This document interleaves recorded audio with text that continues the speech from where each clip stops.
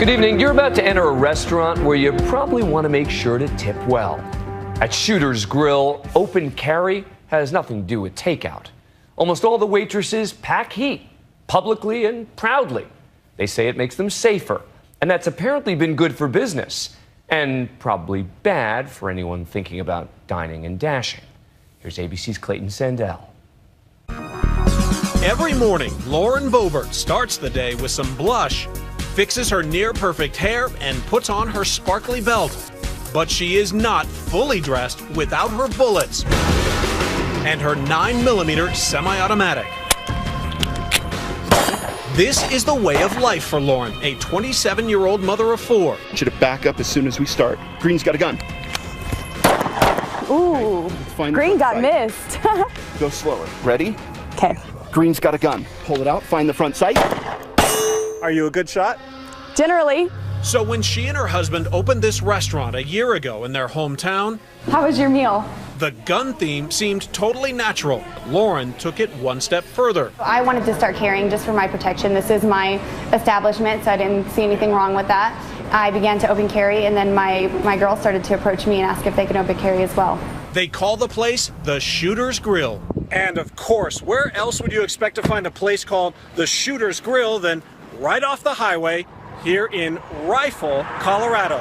It is a very common thing here. We see people open carrying all the time. We live in Rifle, Colorado. It's a small town. It's a rancher's community. It is like the Old West out here. Nightline ventured to Colorado's western slope to check it out. Inside, the place is packed, and the waitresses packing. What is this? It's a Ruger 357 Blackhawk. Good kick? I mean, is it? It's got a pretty hard kick, but nothing that I can't handle. And they are fully loaded. Does anybody dare leave a small tip? They still tip like normal people, you know, so, I mean, it's not like we're going to shoot them or anything if they leave us a small tip. What's happening at the Shooter's Grill is an offshoot of a controversial movement started in Texas to legally and openly carry guns in stores and restaurants. This is probably the safest corner in San Antonio right now. But a growing number of national chains like Target, Starbucks, Chipotle, Chili's, and Jack in the Box have asked customers to leave their weapons at home. This has only enraged the open carry movement. But here, the concept is turned upside down. Instead of armed customers, it's the employees. I have a right to carry my firearm, and I'm going to carry it. Or most of them. You're not carrying. Right. Why not? Because I don't own a gun. I wish I did, but... Are you the only person in here that doesn't own a gun? No, there's a dog in her. So you're the two holdouts? Yep, we're Okay. getting there. We haven't jumped on the bandwagon yet. Okay. All right. Why not? 17. Okay. I can't buy my own. The grill is so popular, We're from Nashville, Tennessee. food sometimes sells out. But most people we met didn't come hundreds of miles for the burgers. We're from Nebraska. Featuring names like the Guac 9 or the Swiss and Wesson. What made you want to come in? The guns. The guns. I firmly believe that education and safe and responsible use of a firearm is perfectly fine in today's society.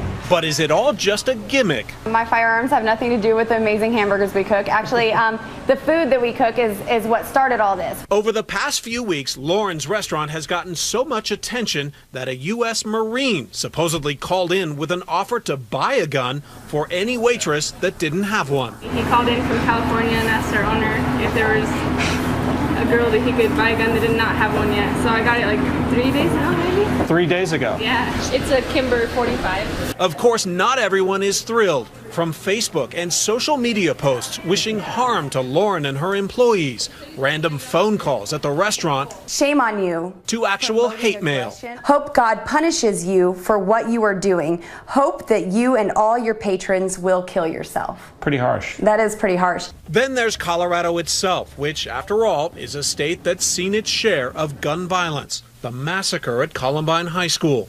That was the weekend before he was killed. And 2 years ago, Dave Hoover lost his nephew A.J. Boyk at this Aurora movie theater. About 2:30 that evening, went to bed, and Teresa called, my sister. She calls, screaming on the phone. I picked it up and I said, what's going on? What's wrong? What's wrong? She says, I don't know where A.J. is. I said, he's at the movies. She says, turn on the TV. Get up, turn on the TV, and that's when it hit me.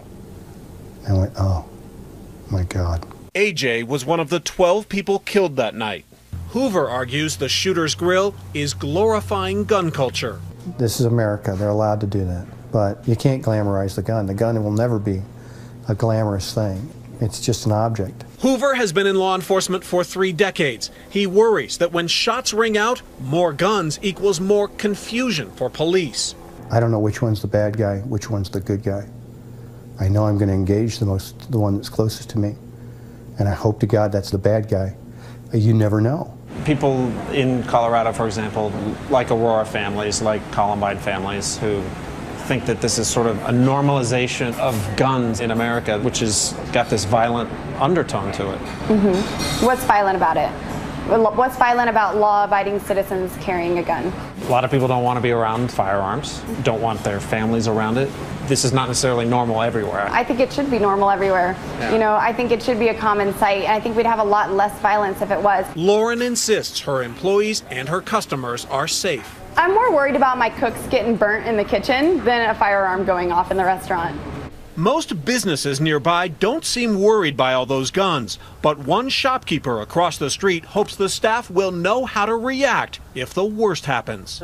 People who are carrying them, the employees, I know they've been through training. I know that they're legally able to carry the guns. I just hope that if somebody happens to come in there and test them, that they'll be able to take care of things. But other than that, I feel great. I went there and ordered lunch today. Lauren says all of her employees have to take classes and know how to handle their weapons.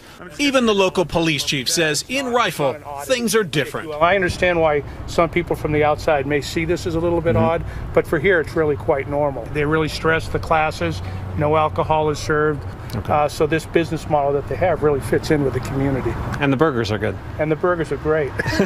All the national attention and nonstop business, not only for the restaurant, but for Rifle, has Lauren considering a possible franchise. It sounds exciting. Maybe we would get a couple more restaurants going before anything, but there's been a lot of talk of it, a lot of people calling, a lot of people even demanding it, and it's actually kind of honoring that somebody want a piece of what we have. Lauren and her Shooter's Grill plan to keep on serving seconds right along with the Second Amendment. People call in all the time and tell me that this is not normal where they are and they would never patronize a restaurant like this. And I say thank you for your opinion. God bless you. I'm Clayton Sandell for Nightline in Rifle, Colorado.